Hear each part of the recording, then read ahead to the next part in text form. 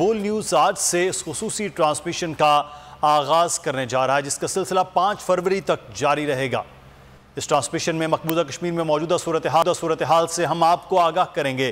भारतीय बर्बरियत और कश्मीरियों पर ढाए जाने वाले मजालिम का पर्दा चाक होगा, क्योंकि इस वक्त जब हम मकबूजा कश्मीर की सूरत हाल पर बात कर रहे हैं तो भारत कश्मीरी अवाम की खुद मुख्तारी छीनने के अपने मंसूबे पर कार फरमा है। उनकी अक्सरियत को अकलियत में बदलने के लिए नित नए हथकंडे अपनाने में लगा हुआ है।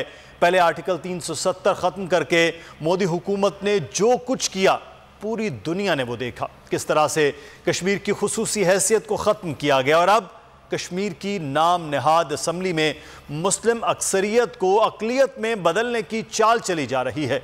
मोदी हुकूमत नए मंसूबे पर अमल पैरा है, जिसके तहत मकबूजा कश्मीर के हिंदू अक्सरियती इलाकों की नशिस्तें बढ़ाने का मंसूबा बनाया जा रहा है, जिसके खिलाफ कश्मीरी एक बार फिर सरापाए एहतजाज है।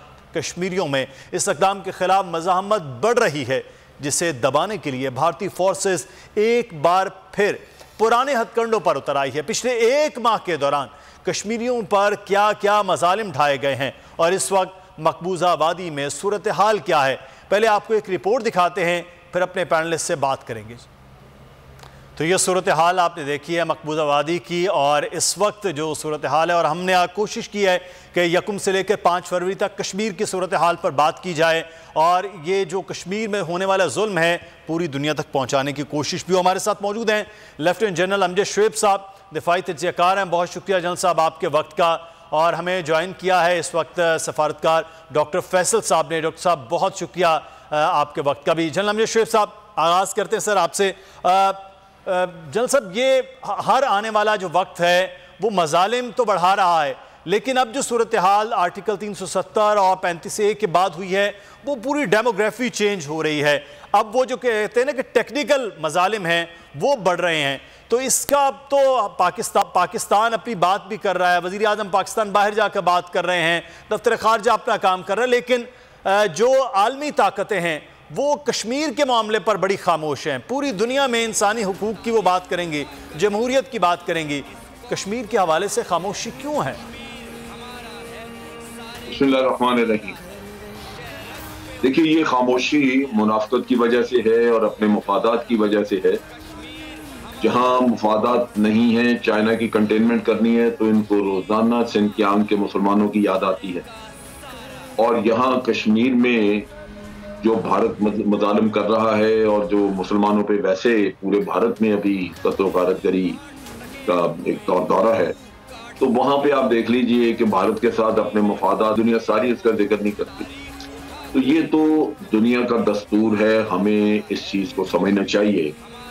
लेकिन इसका हरगिज मतलब ये नहीं होता कि हमने अपना काम नहीं करना, हमने अपनी कोशिश को जारी नहीं रखना, क्योंकि दुनिया का ज़मीर अगर सिर्फ अपने मकासद, अपने मतलब की वजह से ही जागता है तो वो तो मतलब कल बदल भी सकता है।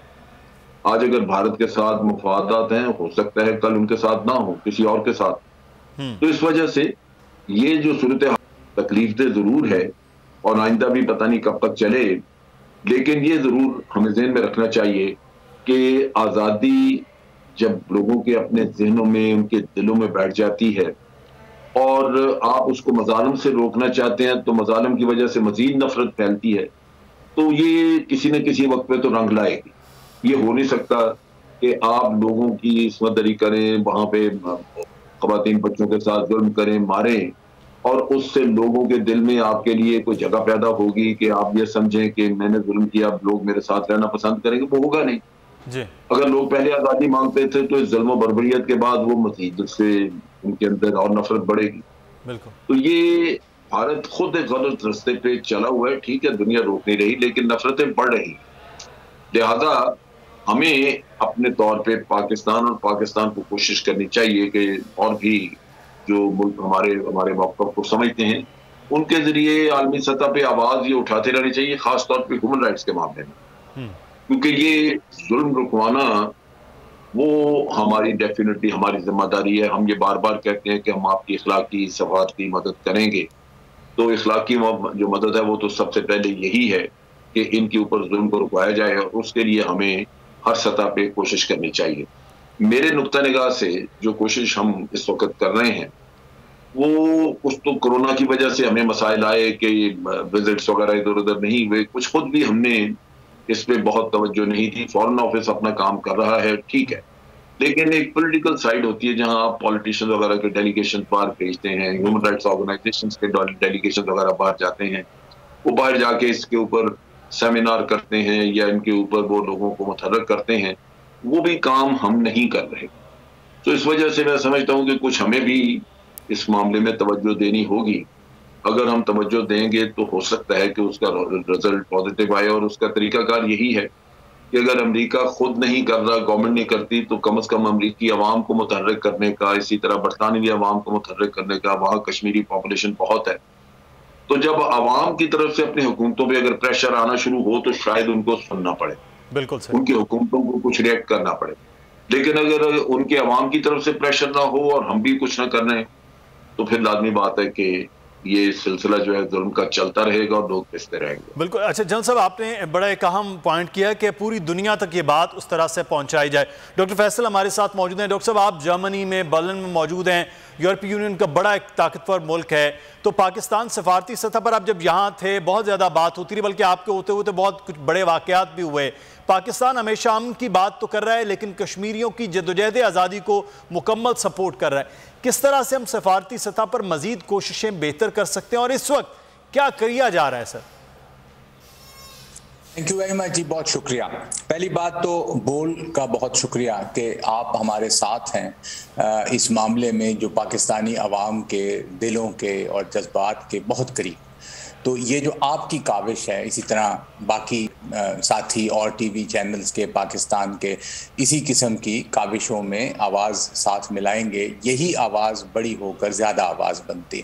तो पहली बात तो आपका बहुत शुक्रिया, और ये जो आप कर रहे हैं बिल्कुल ठीक कर रहे हैं, इसे और ज़्यादा करने की ज़रूरत है। दूसरी बात जी, जम्मू और कश्मीर का जो मसला है ये एक जोहद मुसलसल है, 70-72 साल से ये जारी है। हिंदुस्तान इसको अपनी तौर पे कई दफ़ा कह चुका है कि जी हमने हल कर लिया और मसला ख़त्म हो गया। कभी उसने एक जाली इलेक्शन करा लिए 50s में, कहा जी ये मसला हल हो गया, अब इस तस्वाब राय की ज़रूरत नहीं है। फिर शिमला हुआ तो उनकी एक पोजीशन थी, हमारी एक थी। फिर उसके बाद चलते चलते ये 5 अगस्त 2019 का उन्होंने इकदाम उठाया, अपनी तरफ से वो इसको फिर हल कर चुके हैं। तो क्या ये हल हो गया? ये आप भी जानते हैं, मैं भी जानता हूं कि हल नहीं हो सका। वहाँ पे हर किस्म की पाबंदी जारी है। जैसे जनरल साहब ने कहा कि सबसे बड़ा मसला इंसानी हुकूक की खिलाफ वर्जियों का है जो वहाँ की जा रही हैं मुसलसल। और कश्मीरी, जम्मू कश्मीर में जो हैं वो अपने खून से उसकी कीमत अदा कर रहे हैं, और हमें उन पे फ़ख्र है जो कश्मीरी वहाँ पे कर रहे हैं और ये लड़ाई जारी रखे हुए हैं। ये कामयाबी वक्त के साथ होती है। ये जो मुल्कों के मसाइल होते हैं और जो नेशंस के मसले होते हैं वो एक वक्त लेते हैं। तो वो ये वक्त जारी है, और हमारे रिजॉल्व में, हमारी कमिटमेंट में, हमारी बिलीफ में ज़र्रा बराबर कमी नहीं है। ये पाकिस्तान की हुकूमत की मैं बात कर रहा हूँ, पाकिस्तान के अवाम की मैं बात कर रहा हूँ, ये हमारे साथ है। इस सिलसिले में जाहिर है हम हुकूमत जर्मनी के साथ ये वाली ब्रीफिंग्स देते रहते हैं, EU में होती रहती हैं। कल जुमे के दिन यहाँ पे पूरा वेबिनार का एक एहतमाम हम कर रहे हैं, जिसमें यूरोप से, जर्मनी से बेशुमार लोग शिरकत करेंगे। कश्मीरी भी करेंगे, जर्मन भी करेंगे, पाकिस्तानी भी करेंगे। शहरयार आफरीदी साहब जो हैं वो खिताब करेंगे पाकिस्तान से। इसके अलावा हम सदर या वज़ीर आज़म आज़ाद कश्मीर को भी इसमें इन्वॉल्व कर रहे हैं, वो भी बोलेंगे। उसी दिन एक इकट्ठ यहाँ पे किया जाएगा सफारत खाने में, और ये कश्मीरी आते हैं, पाकिस्तानी आते हैं, तकरीरें इकट्ठे होते हैं, जर्मन आते हैं। और ब्रांडनबर्ग गेट के पास एक बड़ी मशहूर जगह है यहाँ पे बर्लिन में, एक मुजाहिरा अगले दिन 5 तारीख को जो यौम यकजहती है वो कश्मीरी कर रहे हैं। कश्मीरी इकट्ठे होते हैं, वो अपनी तकरीरें भी करते हैं, अपनी बात भी उठाते हैं, बैनर्स भी होते हैं, सब कुछ होता है। इसी किस्म के मुजाहिरे फ्रैंकफर्ट और बाकी शहरों में भी जर्मनी में किए जाएंगे, बल्कि यूरोप के तूलोअर्ज में किए जाएंगे। ये एक अवेयरनेस कायम करने का तरीका है जिसको साल से परसू किया जा रहा है, और ये बड़ा इफेक्टिव है, बल्कि बढ़ रहा है।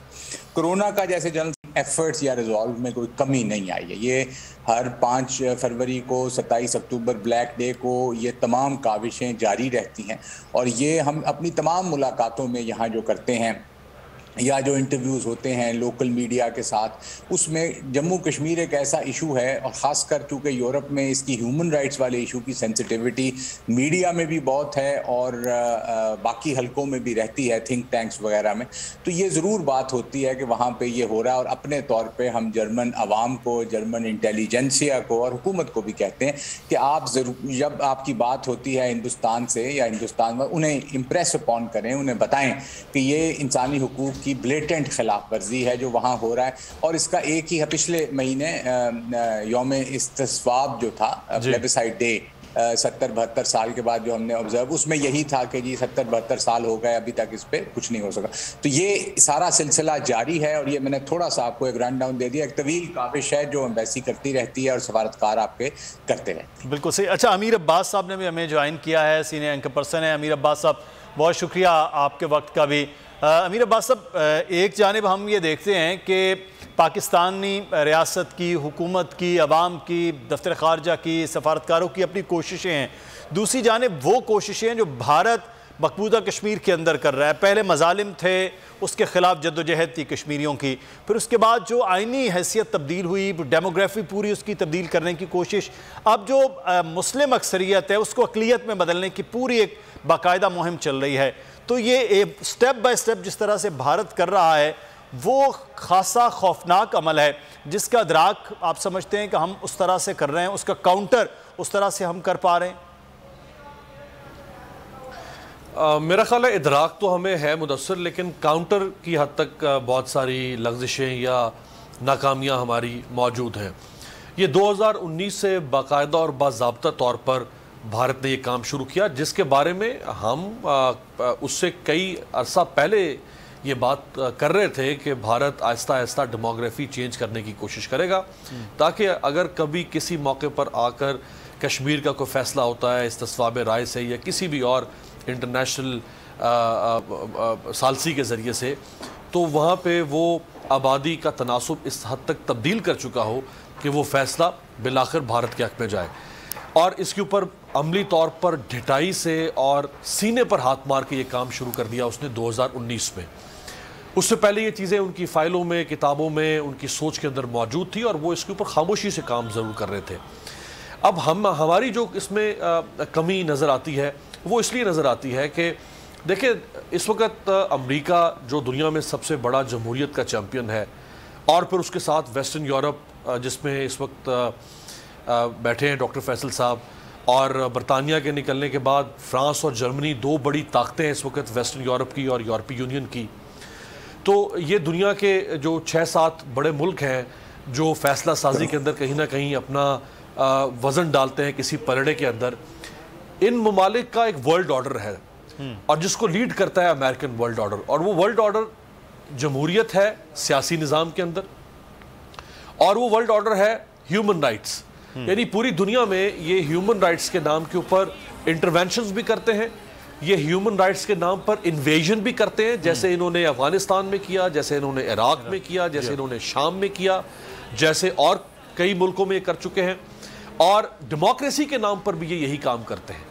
तो मेरा ख्याल है कि हमारे फॉरेन ऑफिस को, फॉरेन मिनिस्ट्री को, हमारी जो स्टैंडिंग कमेटी है ऑन कश्मीर अफेयर्स, हमारे फॉरेन मिशन जो हैं, इनको इन दो इश्यूज़ को बहुत हाईलाइट करना चाहिए था जो उस तरह से हाईलाइट नहीं हो सके। दुनिया के ये तमाम ममालिक जिनकी आवाज़ माने रखती है दुनिया के अंदर, वहाँ पे एग्जीबिशंस होनी चाहिए थी ह्यूमन राइट्स वायलेशंस की, जो जनरल साहब पहले जिक्र कर रहे थे कि हम अगर उन मुल्कों के हुक्मरानों को कायल नहीं कर सकते तो हम वहाँ के अवाम को सेंसिटाइज करें, और एक वक्त आए कि वहाँ के अवाम ये आवाज़ उठाना शुरू कर दें, वहाँ की NGOs, वहाँ की जो ह्यूमन राइट्स ऑर्गेनाइजेशंस हैं वो आवाज़ उठाएं। और आप देखें कि ये जो कुछ 2019 के बाद हुआ मुदस्सिर, पाकिस्तानी मीडिया तो वहाँ पर मौजूद नहीं था, हमारा बोल तो वहाँ मौजूद नहीं था, पाकिस्तानी अखबारात तो मौजूद नहीं थे, और इंडियन मीडिया तो ऑलरेडी बायस्ड रिपोर्टिंग कर रहा था। 2019 के बाद पूरी दुनिया के सामने जो कुछ रखा वो किसने रखा? वो वेस्टर्न मीडिया ने रखा, वो रॉयटर्स ने रखा, वो अल जजीरा ने रखा, वो इंडिपेंडेंट ने रखा, वो गार्डियन ने रखा, वो RT ने रखा। वो इन्होंने दुनिया को बताया कि क्या कुछ हो रहा है कश्मीर में। तो एक यानी इस केस इतना मजबूत है हमारा कि वो मगरबी मीडिया जो पहले ही बिल्कुल ये लेकिन एक जो बात या उसको प्रमोट एक जो बात अमीर अब्बास आप जो बात कर रहे हैं कि उसके साथ साथ अगर हम पैरेलल ये देखें कि जनरल साहब मैं आपसे ये सवाल है कि इंडियन मीडिया हो या इंडियन गवर्नमेंट हो, उन्होंने ये एक परसेप्शन बनाए रखा पिछले 30-25 साल से, जब से मीडिया भी एक बड़ा फाल रहा है और वहाँ पे गवर्नमेंट वो पाकिस्तान के ख़िलाफ़, वो कश्मीर के अंदर दरअंदाजी, पाकिस्तान के ख़िलाफ़ वो पूरी एक कैंपेन की सूरत में चीज़ें रही हैं, उसको उस वक्त भी शायद काउंटर नहीं किया गया। मैं ख़ासतौर पर पिछले 10 साल में बड़ा ये फाल रहा है कि पाकिस्तान उस तरह काउंटर नहीं कर पाया है कि जो कश्मीर प्रोपेगेंडा कश्मीर के ऊपर भारत करता रहा है। देखिए बात यह है कि पाकिस्तान के पास कहने को बहुत कुछ, क्योंकि आप एक तो हक पे हैं, दूसरे हकायक मौजूद हैं। इंडिया ने जो अपना उसका स्टेटस बदला कश्मीर का, वो एक इंटरनेशनल कवानीन की बिल्कुल टोटल वायलेशन और यूनाइटेड नेशन की जो करारदादें हैं उनकी वायलेशन, और फिर जो ह्यूमन राइट्स का इशू है वो तो आपने देखा कि ह्यूमन राइट्स ऑर्गेनाइजेशन जो हैं यूनाइटेड नेशन की, उन्होंने भी इस चीज को तस्लीम किया, रिपोर्ट लिखी। भारत हरदर्मी से ये कहता रहा कि हम वहां पे फैक्ट फाइंडिंग मिशन नहीं जाने देंगे, वो नहीं उसको इजाजत देते। ये एक दो नुकात थे जो कि इंटरनेशनली हम इसको बहुत ज्यादा हैमर कर सकते थे। फैक्ट फाइंडिंग मिशन के लिए तो आपको चाहिए था कि बहुत कोशिश करते, उसमें इंटरनेशनल राय जो है उसको बिल्ड करने की कोशिश करनी चाहिए थी कि भारत पे कम से कम इखलाकी दबाव ये आए कि आप वहां पे OIC का नहीं तो कम से कम इंटरनेशनल जो यूनाइटेड नेशन की ऑर्गेनाइजेशन है उनका फैक्ट फाइंडिंग मिशन तो जाने दें, ताकि पता चले वहां पे कि हो क्या रहा है। कोविड के दिनों में आपने देखा कि वहां पे कोविड वैक्सीन की कमी थी, लोग कर्फ्यू की वजह से जा नहीं सकते थे, हॉस्पिटल पहुंचना मुश्किल था, बात हुई बड़ी। वो वक्त था कि हम उसको बहुत ज्यादा, क्योंकि पूरी दुनिया में कोविड का एक बहुत बड़ा रेला आया हुआ था और उस वबा की वजह से लोग परेशान थे, दुनिया परेशान थी, तो वो वक्त था कि हम उस वक्त भी ये बात उठाते। अब वो आहिस्ता आहिस्ता वहां पे नई कॉन्स्टिट्यूएंसीज वगैरह बना रहे हैं। साउथ ऑफ पंजाल जो कि जम्मू से रिलेटेड इलाका है और उसको जम्मू में शामिल करके तो वो कोशिश करेंगे कि जो वैली के लोग हैं उनकी मेजॉरिटी खत्म कर दी जाए और वहां पे हिंदू मेजॉरिटी गवर्नमेंट बनाई जाए। ये वो सिलसिला है जिसको रुकवाने के लिए अब भी हमें कोशिश करनी चाहिए। तो उस लिहाज से अगर हम देखें तो हमारी कोशिश जो है वो बहुत कम है, बहुत मामूली है। यानी ये जितना बड़ा इशू है उसके लिए तो यूं होना चाहिए कि लगे कि जैसे हम सारा मुल्क इस पे काम कर रहे हैं और सारी हुकूमत की कोशिशें इस पे मरकूज हैं, पूरी दुनिया में आप हलचल मचा दें, लेकिन वो चीज नहीं है। तो नतीजा ये कि नेचुरली अगर जो आप कोशिशों की बात कर रहे हैं उन कोशिशों के लिए अब ज़्यादा कारगर काम करने की ज़रूरत है। सलामती कौंसिल के हवाले से अभी जो बात हो रही थी कि पहले जिस तरह से चीज़ें लेकर जाई गई, डॉक्टर फैसल साहब आप क्योंकि खुद सफारतकार हैं, आप समझते हैं कि इस वक्त जो है उन कोशिशों को कहाँ कैसे कैसे आप बढ़ा रहे हैं और कैसे कैसे पाकिस्तान के जो दफ्तर खारजा है, वजारत खारजा, उसको बढ़ाया जाना चाहिए, क्योंकि ये जो अभी चेंजिंग आ रही है ये अगले आने वाले वक्त में बहुत ख़तरनाक हो सकती है। ख़ासतौर पर कॉन्सिक्वेंसेस जो चेंज हो रही हैं वहाँ पर पूरी सीट्स अगर चेंज हो गई जम्मू के असम्बली की तो फिर और नताइज ख़तरनाक हो सकते हैं। ये जी मैं दोबारा थोड़ा सा कह दूं कि ये ओवरनाइट हिंदुस्तान वहाँ कुछ नहीं कर सकता और ये खौफ अगर यूं हो जाएगा तो अगर यूं हो जाएगा, सिर्फ एक अगर है जी, अगर हम लड़ना छोड़ दें, हमसे मुराद पाकिस्तान और जम्मू कश्मीर के लोग, तो फिर हिंदुस्तान कामयाब हो जाएगा। अगर जब तक हम आखिरी काविश करने को तैयार हैं हर फ्रंट पे, सफारतकारी महाज पे, मीडिया में, यूरोप में, अमेरिका में, हर जगह पे, तो ये मसला नहीं ख़त्म हो सकता। ये सिर्फ उनका ख्वाब है। हुकूमतें आती जाती रहती हैं। हिंदुस्तान की ही एक हुकूमत थी, करीबन 10 साल पहले की बात है, वो 4 पॉइंट पे डिस्कशन कर रहे थे। हिंदुस्तान की ये हुकूमत है, ये पेंडुलम को एक एक्सट्रीम पे ले गई है। आप खुद जानते हैं कि इसके हिंदुस्तान के अंदर क्या डिबेट जारी है और क्या हो रहा है। 5 साल या 4 साल बाद क्या होगा। जो कौमों की तारीख होती है उसमें 5-10 साल की क्या 50 साल की कोई अहमियत नहीं होती। वो एक जौदे मुसलसल होती है। ये काविश जारी है, ये इसको समझना ज़रूरी है कि ये प्ले आउट कैसे करेगी और इसके नताइज कैसे आएंगे, ये बहुत ज़रूरी है। मैं मीडिया में हमेशा ये कहता रहता हूँ कि ऐसा इसको समझना कि ओवरनाइट आप कोई ऐसी स्टेटमेंट दे देंगे या एक ऐसी सूरत हाल हो जाएगी कि अचानक ये हर अखबार में इंटरनेशनली फ्रंट पेज न्यूज़ बन जाएगी, ये मुमकिन नहीं है। ये काम है जो कि मुसलसल आप काविश करेंगे, यानी कि आप अपने इंटरव्यूज़ में करेंगे। फॉरेन मिनिस्टर ने किया, प्राइम मिनिस्टर ने यूएन में इतनी बड़ी तकरीर की, फॉरेन मिनिस्टर लंदन गए थे, साल डेढ़ हुआ और वहाँ पे हाउस ऑफ कॉमन्स के उसमें बाहर एक वो थी, वहाँ पे तकरीर हुई, बहुत कुछ हुआ। यहाँ आए थे फॉरेन मिनिस्टर जर्मनी में, बड़ी एक्टिव डिस्कशंस और सारा कुछ हुआ। ये चीज़ें हैं जो कि आपके नैरेटिव को जिला बख्शती हैं, जो कि आपके नैरेटिव को आगे लेकर चलती हैं, और जो इश्यूज हमारी अहमियत के हैं कि ह्यूमन राइट्स वायलेशंस हो रही हैं, प्लेबिसाइट होना चाहिए, कश्मीरियों को उनका हक़ खुद इरादियत भी मिलना चाहिए और आज़ादी, कम्युनिकेशन लॉकडाउन है, rape is being used as an instrument of state operation, काले कवानीन हैं, ये चीज़ें हमारा बयानिया है जिसको एक तवातर के साथ हम पेश कर रहे हैं और करते रहेंगे जब तक ये यूरोपियन और अमेरिकन और वेस्टर्न मेन स्ट्रीम में मीडिया में नहीं आ जाता। तो जब तक हम करेंगे तो ये आ जाएगा। हमारा ये बिलीफ है कि आप इसको एक तवातर के साथ करते रहें और इंशाल्लाह कामयाबी हो जाएगी। आप देखेंगे ये हुकूमतें तो बदलती रहती हैं। बिल्कुल, ये जो कोशिश आप डॉक्टर साहब जो आप कोशिश की बात करें, ये कोशिश तो बिल्कुल जारी और सारी है पाकिस्तान की रियासतों के हवाले से भी सब। मैं क्विकली, टाइम भी खत्म हो रहा है, अमीर अब्बास साहब, ये जो कोशिशें हैं, बहरहाल इन कोशिशों में तेज़ी लाना ये सबसे अहम पॉइंट है। मैं चाहूँगा मुख्तसरन जवाब दीजिए, क्योंकि हमारी ये सीरीज़ है 5 फरवरी तक मुसलसल, तो हम अपने दीगर मेहमानों की तरह आपको भी शामिल गुफ्तगू करते रहेंगे। जी अमीर अब्बास साहब। जी, कोशिशें तो देखिए हो रही हैं, जैसे डॉक्टर साहब ने फरमाया। मेरे ख्याल प्राइम मिनिस्टर ने जो 2019 में सलामती यूनाइटेड नेशंस की जनरल असम्बली में खिताब किया था, वो बड़ा तारीखी खिताब था। इसके अलावा प्राइम मिनिस्टर ट्विटर के जरिए से हमेशा अमीर अब्बास साहब, ये जो कोशिशों की आप बात करें, ये कोशिशें जारी और सारी। आप अपने लेवल पर, डॉक्टर साहब, जनरल अमजद शेख साहब भी बहुत अपने सोशल मीडिया के जरिए भी बात कर रहे होते हैं, हम भी ये कोशिश कर रहे होते हैं कि कोशिश दिन रात इसी तरह जारी रहेगी तो यकीनन एक दिन खुशखबरी का वो दिन होगा कि कश्मीरियों को उनका अपना हक मिल सकेगा। मैं तमाम मेहमानों को शुक्रिया अदा करता हूँ। मुदस्सिर इकबाल को इजाज़त दीजिए, अपना ख्याल रखिएगा। अल्लाह हाफ़िज़। सब्सक्राइब करें और बेल दबाएं ताकि कोई खबर रह न जाए।